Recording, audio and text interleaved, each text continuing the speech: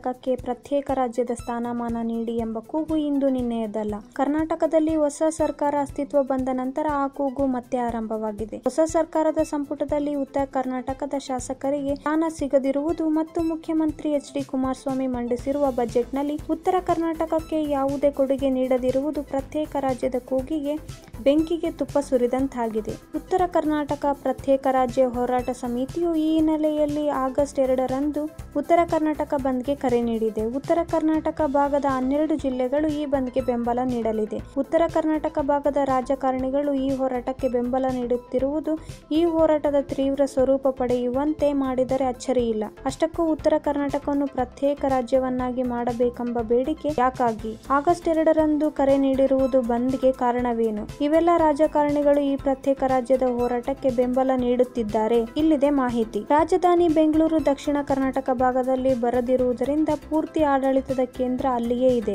ಯಾರೇ ಮುಖ್ಯಮಂತ್ರಿಗಳಾಗಿ ಬಂದರೂ ದಕ್ಷಿಣ ಕರ್ನಾಟಕ ಭಾಗಕ್ಕೆ ನೀಡಿದಷ್ಟು ಸೌಲಭ್ಯವನ್ನು ಕೊಡುಗೆಯನ್ನು ಉತ್ತರ ಕರ್ನಾಟಕ ಭಾಗಕ್ಕೆ ನೀಡುತ್ತಿಲ್ಲ. ಸದಾ ಮಲತಾಯಿ ಧೋರಣೆ ಅನುಸರಿಸಲಾಗುತ್ತಿದೆ. ಈ ಕಾರಣದಿಂದಲೇ ಉತ್ತರ ಕರ್ನಾಟಕವನ್ನು ಪ್ರತ್ಯೇಕ ರಾಜ್ಯವನ್ನಾಗಿ ಮಾಡುವುದರಿಂದ ಆಡಳಿತ ಯಂತ್ರವು ಉತ್ತರ ಕರ್ನಾಟಕದಲ್ಲೇ ಇದ್ದಂತಾಗುತ್ತದೆ.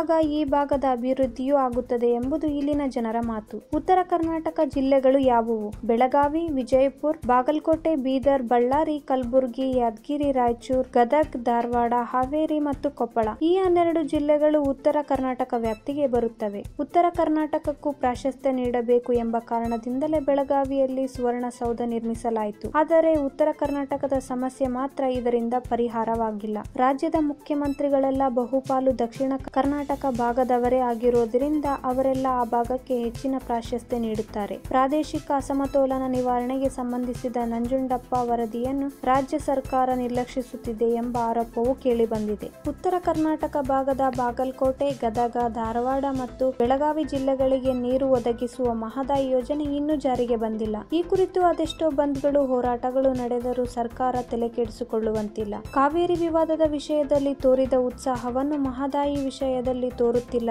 ಎಂಬ ಆರೋಪವೂ ಇದೆ. ಹಿರಿಯ ಪತ್ರಕರ್ತ ಪಾಟೀಲ್ ಪುಟ್ಟಪ್ಪ ಈ ಹೋರಾಟಕ್ಕೆ ಬೆಂಬಲ ನೀಡಿದ್ದಾರೆ. ರಾಜ್ಯ ಸರ್ಕಾರ ಮೈಸೂರು ಭಾಗಕ್ಕಾಗಿಯೇ ರಚನೆಯಾದಂತಿದೆ. ಉತ್ತರ ಕರ್ನಾಟಕವನ್ನು ಕಡೆಗಣಿಸುವವರೆಗೂ ನಮ್ಮ ಹೋರಾಟ ನಡೆಯುತ್ತದೆ. ಪ್ರತ್ಯೇಕ ರಾಜ್ಯದ ಧ್ವನಿ ಗಟ್ಟಿಯಾಗುತ್ತದೆ ಎಂದು ಪಾಟೀಲ್ ಪುಟ್ಟಪ್ಪ ಹೇಳಿದ್ದಾರೆ. ಮೊಳಕಲ್ಮೂರು ಶಾಸಕ ಬಿಜೆಪಿ ನಾಯಕ ಶ್ರೀರಾಮುಲು ಅವರು ಸಹ ಪ್ರತ್ಯೇಕ ರಾಜ್ಯದ ಹೋರಾಟಕ್ಕೆ ಬೆಂಬಲ ನೀಡಿದ್ದು, ಈ ಭಾಗದ ಜನರಿಗೆ ಅನ್ಯಾಯವಾದರೆ ರಾಜೀನಾಮೆಗೂ ಸಿದ್ಧ.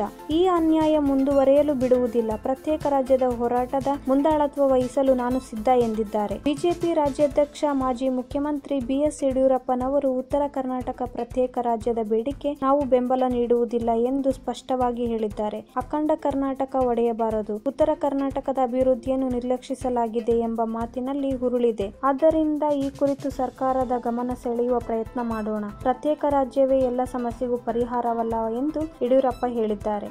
ಈ ವಿಡಿಯೋ ನಿಮಗೆ ಇಷ್ಟವಾದಲ್ಲಿ ಲೈಕ್ ಮಾಡಿ, ಶೇರ್ ಮಾಡಿ, ಸಬ್ಸ್ಕ್ರೈಬ್ ಮಾಡಿ.